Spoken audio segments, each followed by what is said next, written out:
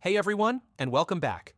OpenAI is shaking things up again with a brand new AI family, GPT-4.1.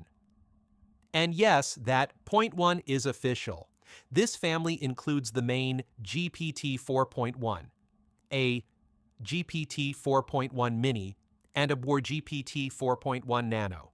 OpenAI says these models are specifically designed to excel at coding and are following complex instructions. This makes them really interesting for anyone building AI applications or needing AI to handle intricate tasks reliably. One of the biggest headlines is the 1 million token context window. Available across all three models, that's about 750,000 words, more than massive novels like War and Peace.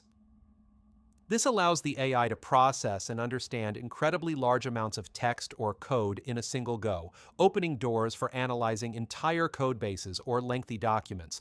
But remember, for now, these models are primarily accessed via OpenAI's API or targeting developers, not directly in ChatGPT yet. Why launch GPT 4.1 now? The AI competition is fierce. Google's Gemini 2.5 Pro and Anthropic's Claude 3.7 Sonnet are powerful contenders, also boasting large context windows and strong coding abilities. OpenAI is clearly pushing forward, especially towards their stated goal of creating an agentic software engineer. AI capable of handling complex software development tasks end-to-end. GPT 4.1 is presented as a key step in that direction. So what specifically improved for developers? OpenAI highlights optimizations based on user feedback aiming for better real-world performance. They claim improvements in generating front-end code more accurately, making fewer unnecessary changes when editing code, reliably following specific output formats like JSON, sticking to requested structures and ordering in responses, more consistent use of external tools via function calling. The goal is to make AI agents genuinely more useful for practical software engineering. Let's talk performance, speed, and cost. The full GPT 4.1 is said to outperform GPT 4.0 on coding benchmarks. The mini and nano versions offer trade-offs. They are faster and cheaper, but less accurate. GPT-4.1 Nanowatt is notable for being OpenAI's fastest and cheapest model ever, which could enable new low-latency or budget-sensitive applications. Here's the pricing breakdown per million tokens.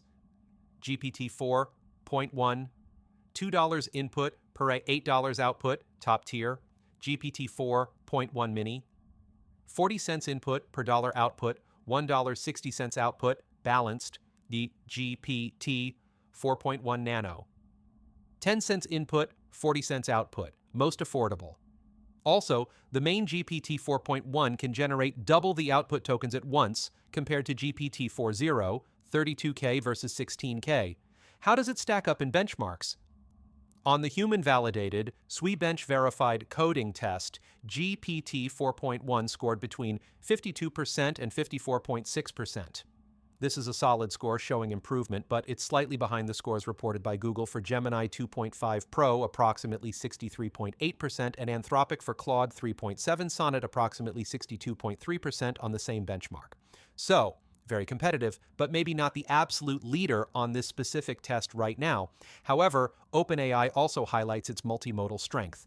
On the 1 hour SAO video MME or benchmark for video understanding, GPT 4.1 reportedly achieved a top score of 72% were in a challenging category, suggesting strong capabilities beyond just text. Plus, its knowledge is updated to June 2024. Now, for the crucial caveats. No AI is perfect. Code generation models can still miss vulnerabilities or introduce bugs. Human oversight remains vital. OpenAI is also transparent about a key limitation. Reliability drops with larger context. In one test, accuracy fell from approximately 84% with 8,000 tokens to just 50% when using the full 1 million tokens. So, while the large context window is powerful, performance might degrade at the extreme end. They also mention GPT 4.1 can be more literal than GPT 4.0, sometimes requiring more specific prompting. To sum up, OpenAI's GPT 4.1 family offers enhanced coding and instruction following, a massive context window, and new speed cost options via the mini and nano models. It's competitive with rivals, shows strong video understanding, and has up-to-date knowledge. Be mindful of the potential accuracy drop with huge contexts and the need for careful prompting. This launch clearly advances OpenAI's capabilities and heats up the AI development race. What are your first impressions of GPT 4.1? Are you planning to test it via the API? Let me know your thoughts in the comments. If this breakdown was helpful, please hit the like button and subscribe for more AI news and analysis. Thanks for watching, and I'll see you in the next video.